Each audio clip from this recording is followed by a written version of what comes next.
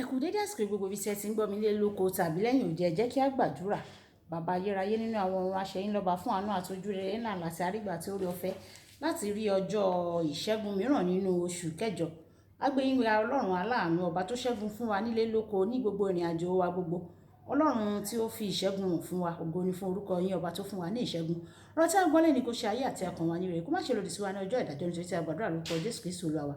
Àmín. Àmín orúkọ Jésù. Ìwé ọ̀run ṣíṣí tí a ti ọwọ́ olùṣọ́-àgùntàn yín náà kọ Adéjàre Adébóyè kọ ẹni ọjọ́ ìṣẹ́gun ọjọ́ 13 oṣù kẹjọ. Àkòrí tí a ó gbéyẹ̀wò sọ pé béèrè ní orúkọ rẹ̀. Béèrè ní orúkọ rẹ̀. A mú àkọ́sórí wa nínú ìwé orin Dáfídì orí 145 ẹsẹ̀ 118. Orin Dáfídì orí 145 ẹsẹ̀ 118. Olúwa súnmọ́ gbogbo àwọn tó pè, àní àwọn tí ó pè tọkàntọkàn. Nígbà tí a mú bíbélì kíkà wá nínú ìwé orin Dáfídì orí 140 ẹsẹ̀ 17 títí dé ẹsẹ̀ 20. Ìwé orin Dáfídì orí 140 ẹsẹ̀ 17 títí dé ẹsẹ̀ 20, tí ó kà báyìí pé èmi fi ẹnu mi kígbe pé, èmi fi ahọ́n mi buyì fún. Bí èmi bá gba ẹ̀ṣẹ̀ láàyè ní àyà mi, Ọlọ́run kì yóò gbọ́ ohùn mi o. Ṣùgbọ́n nítòótọ́ Ọlọ́run ti gbọ́ ohùn mi, ó sì ti fi etí sí ohùn àdúrà mi. Olùbùkún ni Ọlọ́run tí kò yí àdúrà mi padà kúrò tàbí àánú rẹ̀ kúrò ní ọ̀dọ̀ mi. Wàyí ẹ tẹ́tí bẹ̀rẹ̀ jẹ́ láti gbọ́ ohun tí olùṣọ́-àgùntàn yín náà kọ Adéjàre Adébóyè ní fún wa ní ẹni ọjọ́ ìṣẹ́gun. Káàkiri gbogbo àgbáyé, àwọn ènìyàn ń ké pe Ọlọ́run fún ohun kan tàbí òmíràn. Bí iṣẹ́ ti ṣe pọ̀ tó lọ́wọ́ rẹ̀, ó sọ pé, pè mí, èmi yóò dá ọ lóhùn. Èmi yóò sì sọ ohun alágbára ńlá àti ọ̀pọ̀ ohun tí kò ṣe wádìí tí ìwọ yóò sì sọ di mímọ̀ fún ìwọ. Ìwé Jeremáyà orí 33 ẹsẹ̀ 3. Mo ti dé ọ́fíìsì àwọn ààrẹ orílẹ̀-èdè kan. Kí o tó lọ, o gbọ́dọ̀ kọ́kọ́ ṣe ìpinnu ìpàdé. Tí ààrẹ bá sọ pé kí o wá ní dédé agogo 2 tí o sì dé ibẹ̀, a tún lè má gbà ọ́ láàyè láti rí títí tí agogo 5 yóò fi lù o, nítorí pé iṣẹ́ pọ̀ lọ́wọ́ ààrẹ. Ní ìgbà mìíràn, ààrẹ ni ó nílò rẹ o, ṣùgbọ́n o sì gbọ́dọ̀ dúró kó sì rí ààrẹ, nítorí pé iṣẹ́ pọ̀ lọ́wọ́ ààrẹ. Ṣùgbọ́n iṣẹ́ ò pọ̀ lọ́wọ́ ààrẹ tó ti Ọlọ́run o. Síbẹ̀, ó wà ààyè fún ìwọ àti èmi ní ìgbà gbogbo tí o bá ké pè é. Iṣẹ́ kì í pọ̀ jù lọ́wọ́ Ọlọ́run wa. Jésù ń sọ pé nígbàkúgbà tí o bá wá sọ́dọ̀ Ọlọ́run nínú àdúrà, a gbọ́dọ̀ wá ní orúkọ rẹ̀.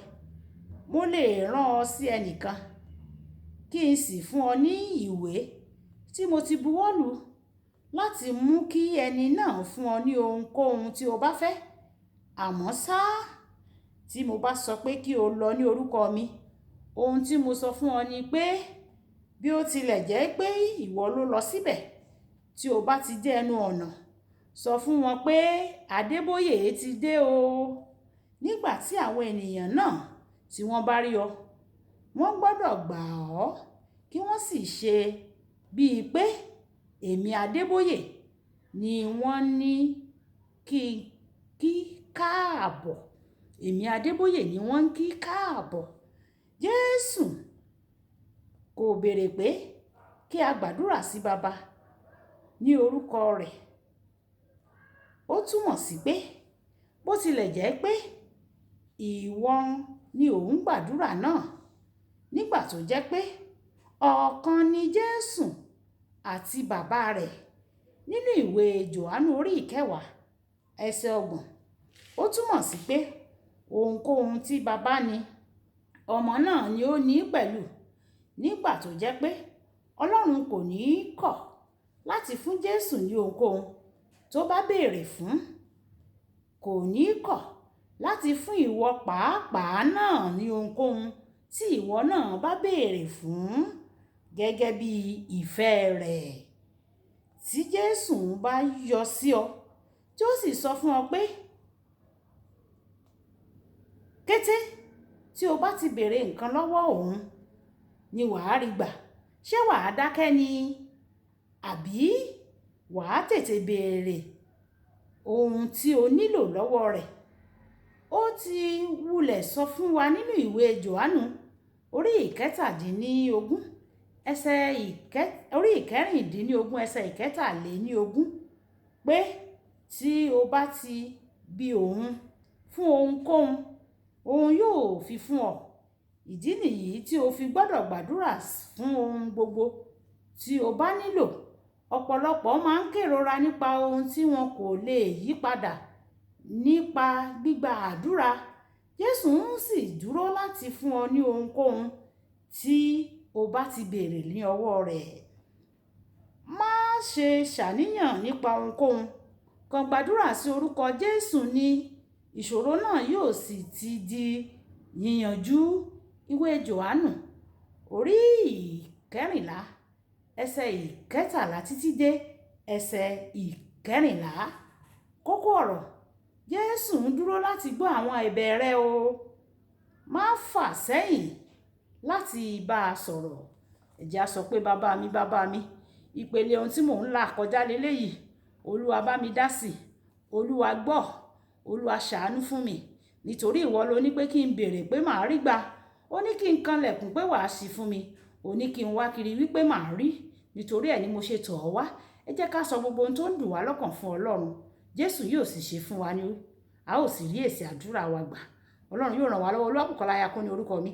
Ẹ máa bá mi like, ẹ máa share, kẹ́ máa comment nípa ẹ̀ kí àwọn ènìyàn kí wọ́n lè jẹ àǹfààní ọ̀run ṣíṣí Yorùbá.